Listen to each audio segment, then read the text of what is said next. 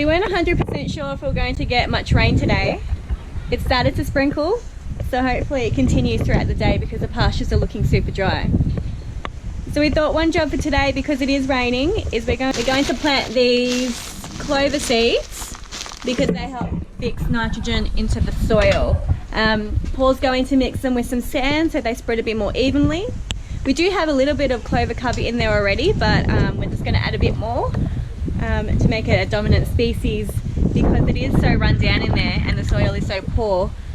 We just want to improve it and fix as much nitrogen as possible to get great growth in the trees. We are hoping that when the Tagasaskis grow up a little bit bigger, that we're going to make a windbreak against the orchard fence.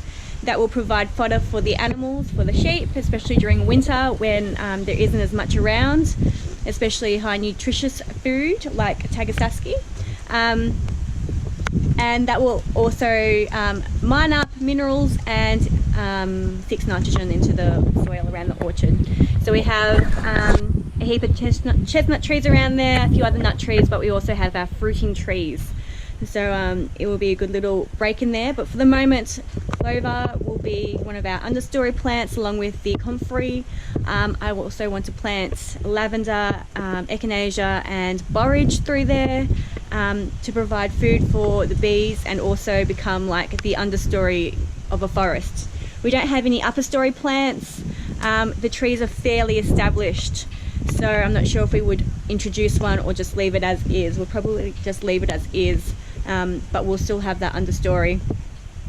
The risk there is that it will be a haven for snakes, but hopefully we can manage that and, you know, work with them, and hopefully they go somewhere else down the bottom and leave us alone. Anyway, we're going to plant these seeds while it is raining, and then I'm off to homeschool group with the kids.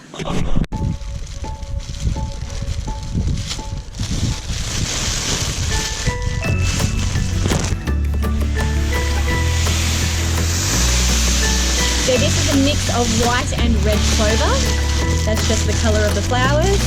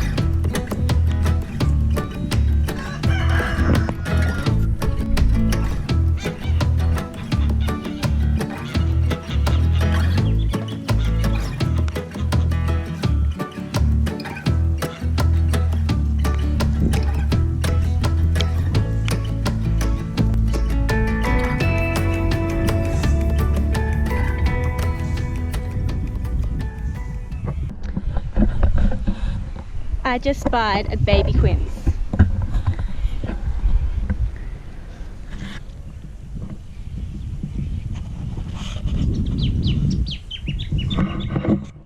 We love quince, they're really nice poached.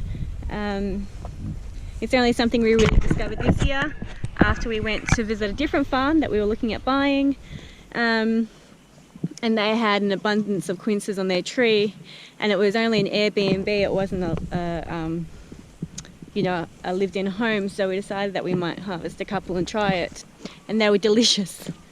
They were really good. We all enjoyed it. So when we found out there was a quince tree here, I was super excited because I did want to plant one if there wasn't going to be one here already. So it's nice to see it in fruit as well. And this one here is a nectarine tree, another nectarine tree than the other one down the other side. There's quite a few nectarines on this. We love stone fruit, they're delicious, so super excited that we have all these little nectarines. I've also noticed that a heap of the comfrey is popping up, so we planted 100 comfrey cuttings here. We've got some here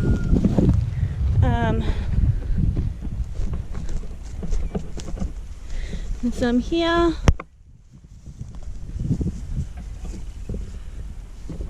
Should be about 3 around each plant, but they've got really deep tap roots, and they mine up minerals from deep down.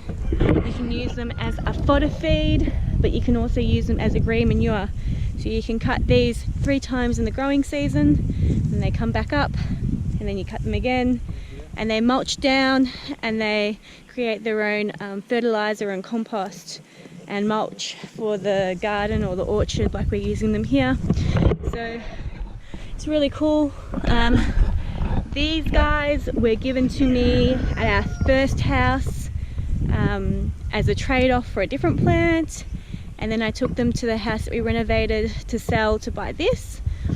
And then I ripped them all up when we bought the farm, and I cut the roots into hundreds of pieces, and we've planted them all through the orchard. So that is super cool.